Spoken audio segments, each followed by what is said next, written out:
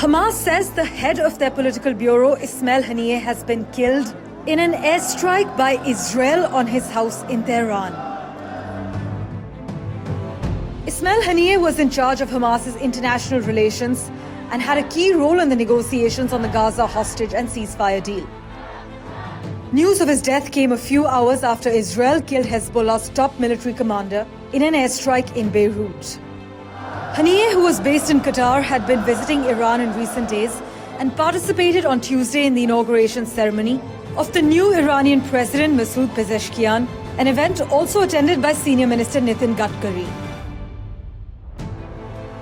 Haniyeh had long served as the head of Hamas's Politburo and was seen as a moderate figure within the movement, one whose rule had become vital in sustained diplomatic efforts to secure a ceasefire. He was elected as the head of the political wing in 2017 before leaving Gaza for exile in Qatar 2 years later. From exile, he became the face of the Palestinian group's international diplomacy, shuttling between Turkey, Iran and Qatar, joining a group of Hamas leaders sheltering in Doha and unable to return to Gaza.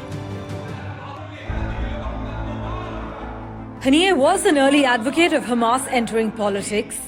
In 1994, he said that forming a political party would enable Hamas to deal with emerging developments.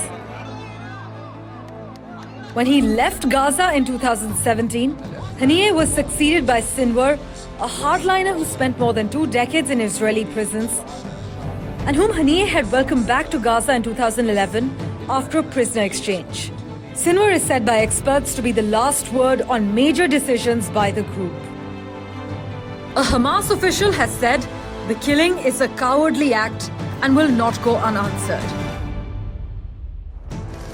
While the Iranian Revolutionary Guards Corps has said that it's opened an investigation around the incident, experts are arguing that it's one thing to kill Haniyeh, it's another to do it specifically in Tehran. Many are worried that Haniyeh's killing could now lead to renewed fears of an escalation of violence across the Middle East.